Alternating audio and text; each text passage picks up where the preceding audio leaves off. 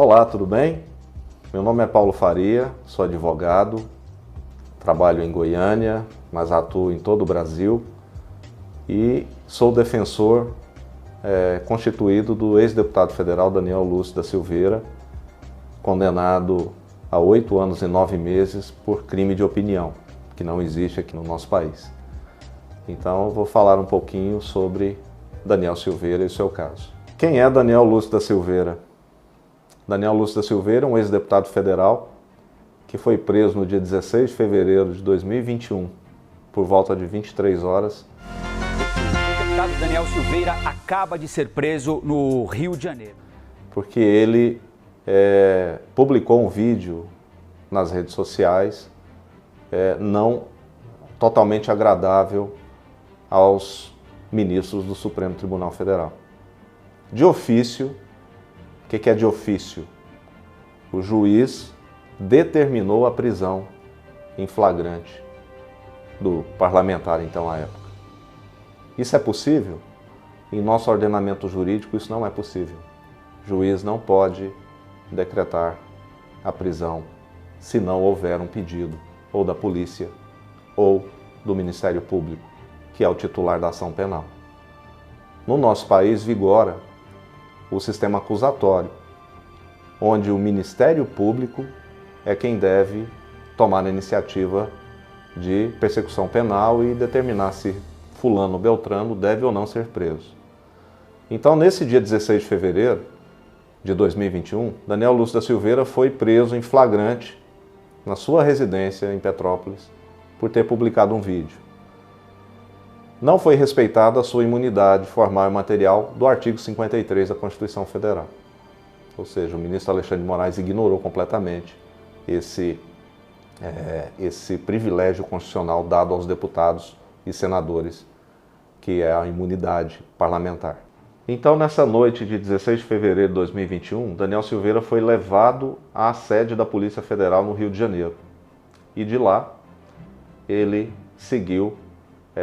permaneceu até que a Câmara dos Deputados votasse a manutenção ou não da prisão que ocorreu, salvo melhor juízo, em 19 de fevereiro de 2021.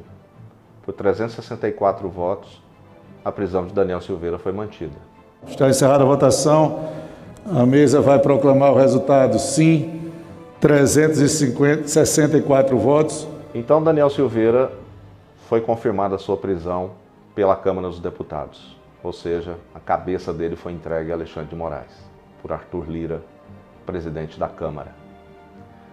E então Daniel Silveira ficou em prisão, enjaulado, até o dia 14 de março de 2021, quando a sua prisão preventiva foi convertida em prisão domiciliar, com o uso de tornozeleira eletrônica, e o único perímetro que ele poderia circular era dentro da sua residência em Petrópolis. Ali ele permaneceu então até o dia 24 de junho de 2021, quando, por supostos descumprimentos de medidas cautelares, ou seja, supostas violações à tornozeleira eletrônica, o ministro Alexandre de Moraes determinou que ele fosse reenviado à prisão. E aí determinou nova prisão preventiva e que ele fosse levado ao batalhão da Polícia Militar no Rio de Janeiro. E lá ele permaneceu preso preventivamente até o dia 8 de novembro de 2021, quando ele obteve a liberdade, porém com o uso de tornozeleira eletrônica. A partir daí, a ação penal já foi instaurada, já tinha ocorrido a própria instrução processual, testemunhas. E no dia 20 de abril de 2022, Daniel Lúcio da Silveira foi condenado a 8 anos e 9 meses de prisão em regime fechado e multa de 35 dias multa, que corresponde cada dia multa a 5 salários mínimos, que hoje dá em torno de R$247 mil, por crime de opinião, que não existe no nosso ordenamento jurídico. Inventaram um crime de opinião. As mesmas pessoas que foram supostas vítimas do vídeo publicado em 16 de fevereiro de 2021, foram os mesmos que o condenaram.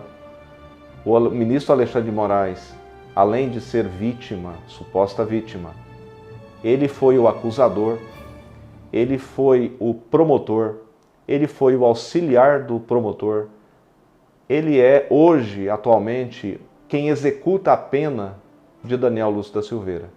Então, em nosso ordenamento jurídico, trata-se de uma das maiores aberrações jurídicas da história do nosso país, onde o ordenamento jurídico, a Constituição, foram jogados na latrina e puxada a descarga. Até então, Daniel Lúcio da Silveira estava no mandato parlamentar de deputado federal pelo PTB do Rio de Janeiro.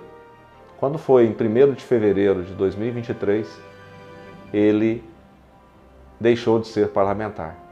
No dia seguinte, Alexandre de Moraes determinou a sua prisão preventiva por supostamente descumprir medidas cautelares.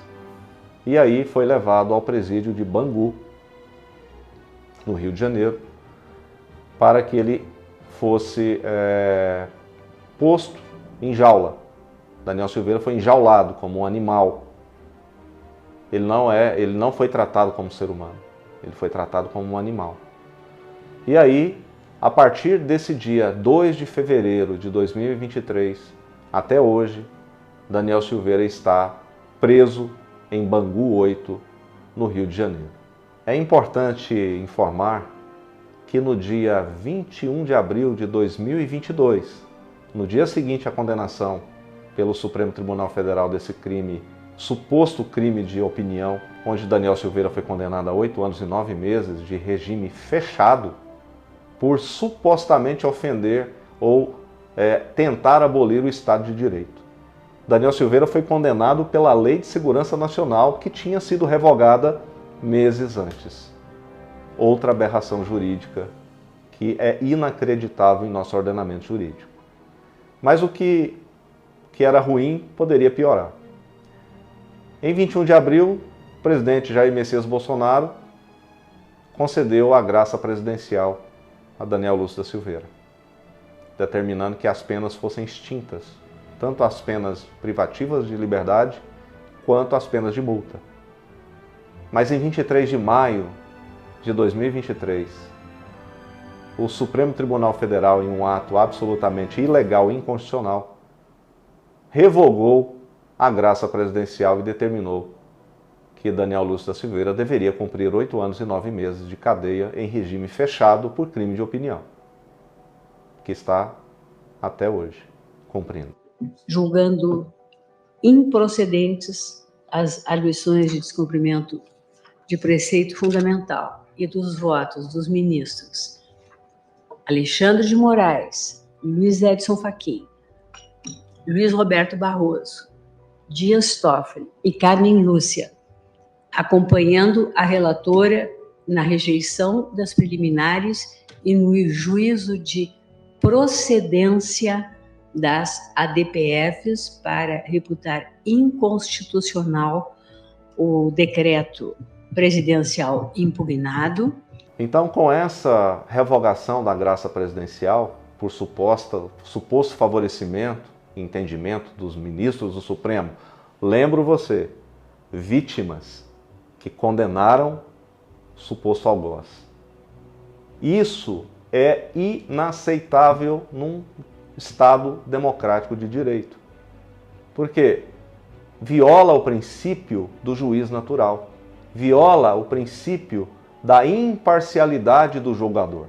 Então, como esperar a imparcialidade de um juiz se ele é a suposta vítima? Então, é inacreditável que nós vivemos de 2019 com a instauração de ofício do inquérito 4781, e esses fatos ocorridos com Daniel Silveira são frutos desse inquérito aberto em 2019, que completou agora 5 anos. Então, tudo isso que está acontecendo com Daniel Lúcio da Silveira é o que está acontecendo com o nosso país. Insegurança jurídica total, ditadura da toga completa e sem nenhum respeito à Constituição Federal e a nenhuma lei. Aliás, o que o ministro Alexandre de Moraes e seus pares estão fazendo é a aplicação do direito penal do inimigo, onde o Estado visa aniquilar aquele que é seu inimigo, que é justamente o desafeto de Alexandre de Moraes, Daniel Lúcio da Silveira. Depois que Daniel Lúcio da Silveira foi preso em fevereiro de 2023 e ele passou a cumprir pena em regime fechado, começou-se então a contar o prazo para que ele fosse progredido de regime, ou seja, a progressão legal de regime que nós temos aqui no Brasil, a Lei de Execuções Penais, a LEP.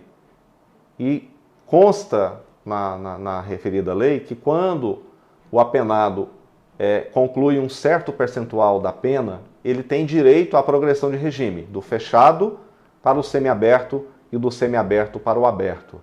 Então, Daniel Lúcio da Silveira, apesar de uma condenação inconstitucional, ilegal, imoral e política, ele já deveria estar no regime semiaberto. Mas Alexandre de Moraes não quer. Por que ele não quer? Porque fizemos inúmeros pedidos de progressão de regime, informando a ele que Daniel Lúcio da Silveira estava com excesso de cumprimento de pena em regime fechado. Hoje, há 215 dias, ele deveria estar no regime semiaberto, mas Alexandre de Moraes não permitiu. Disse que o percentual que a defesa tinha apresentado não era válido e aumentou de 16% para 25%, apesar de existir no processo um documento do próprio gabinete do ministro dizendo que o tempo para a progressão correspondia a 16%.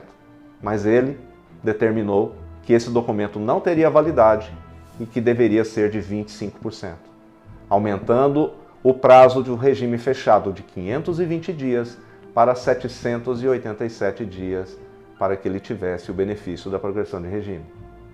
Absolutamente ilegal esse ato, totalmente fora da lei. Em razão dessa ilegalidade, ingressei com diversos pedidos de progressão de regime. Mas o que fez Alexandre de Moraes? Multou a mim, aplicou uma multa por litigância de má-fé.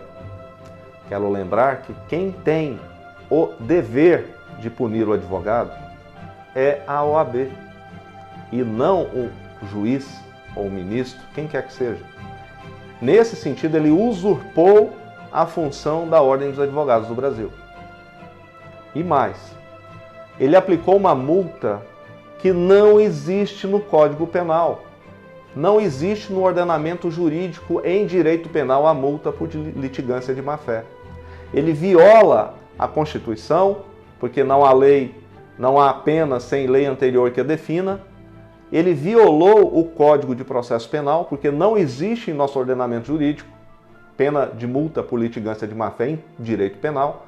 E ele violou a Lei 14.752 de 2023, que aboliu a única pena que tinha no Código de Processo Penal, que era por abandono do advogado ao caso, que não existe mais. Então, essa forma que o ministro Alexandre de Moraes tem tocado esse processo, e agora ele é o juiz da execução penal. Quem decide se vai ou não progredir de regime é ele. Então ele é a vítima, ele é o acusador, ele é quem determina a investigação, ele é o juiz, ele foi o juiz que condenou e hoje ele é o juiz da execução penal. Então ele é tudo. E nós questionamos, eu particularmente questionei em diversas petições, que ele é incompetente para ser. Ele era incompetente até para julgar, ele era impedido, era suspeito porque ele tinha interesse subjetivo na condenação de Daniel Lúcio da Silveira. Mesmo assim, com as arguições de suspeição que fiz, o tribunal entendeu que ele não era suspeito. Mas se fosse em um juízo anterior, no juiz de primeira instância ou de segunda instância dos tribunais dos estados, certamente haveria a aplicação do princípio da imparcialidade. E ele seria suspeito, ele não poderia julgar. E no dia do julgamento, em 20 de abril de 2022, eu disse, no plenário daquela corte, eu disse, se Daniel Lúcio da Silveira for condenado aqui hoje, é uma condenação política, não é uma condenação jurídica, porque juridicamente o relator da ação penal 1044, o ministro Nunes Marques, acolheu todas as teses da defesa e absolveu Daniel Lúcio da Silveira de todas as acusações que imputadas a ele pelo Ministério Público. Então, ele foi absolvido pela lei jurídica e ele foi condenado pela lei política. O deputado federal Daniel Silveira, ele não está sendo julgado juridicamente, porque se fosse juridicamente, ele não estaria nem sequer preso no dia 16 de fevereiro, não teria sido preso. Quando Daniel Silveira foi condenado, o ministro Alexandre de Moraes, o que ele fez? Ele bloqueou todos os bens de Daniel Lúcio da Silveira, bloqueou salário, bloqueou conta, cancelou o CPF, cancelou o passaporte. Ou seja, Daniel Lúcio da Silveira hoje é um morto-vivo, porque ele não tem personalidade própria. Ele é uma figura inexistente em nosso ordenamento jurídico. Ele existe como pessoa, mas ele não existe como cidadão. Alexandre de Moraes conseguiu fazer isso. Ele simplesmente anulou Daniel Lúcio da Silveira. Foi isso que aconteceu. E hoje, o psicológico dele, obviamente abalado, não consegue entender tamanhas ilegalidades, muito menos a mim, que estudei o direito, que sabe como foi que foi construído esse processo, como foi construída essa condenação, e apesar de demonstrar, desenhar e explicar cada ponto da ação penal de ilegal, ele foi condenado. Ele hoje não tem nenhum centavo de renda.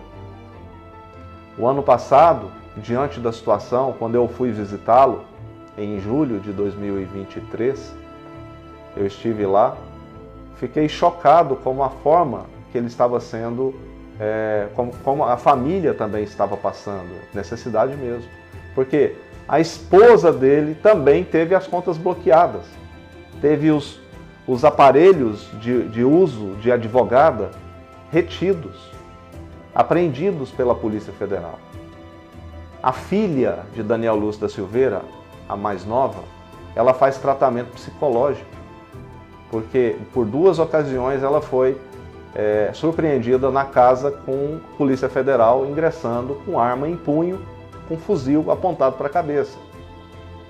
2 vezes. A esposa, doutora Paola, também está abalada, tem medo. Tem medo. A mãe, igualmente abalada. A outra filha também. As irmãs, da mesma forma. Então, Alexandre de Moraes conseguiu destruir uma família, assim como ele conseguiu destruir as mais de 1.500, 2.000 famílias do 8 de janeiro. Isso chama-se tortura. Tortura. Lei 9455 de 97. Quem tiver a curiosidade, basta pesquisar, que vai ver exatamente o que está acontecendo. A Constituição diz ainda que a pena não passará da figura do condenado. Mas nesse caso, passou, transcendeu, foi para filho, foi para mãe e chegou no advogado, que está sendo ameaçado, multado por defender o direito do seu cliente. Então, a situação hoje emocional do Daniel Silveira é muito sensível, porque ele, ansioso para a progressão de regime, é um direito dele, pois até traficante, homicida, todos os tipos de cidadãos que cometem crimes têm o direito à progressão, mas Daniel Lúcio da Silveira não tem. Porque Alexandre de Moraes não quer. Não é porque não exista a lei e o direito, é porque Alexandre de Moraes não quer, porque ele persegue implacavelmente Daniel Lúcio da Silveira. É um desafeto pessoal.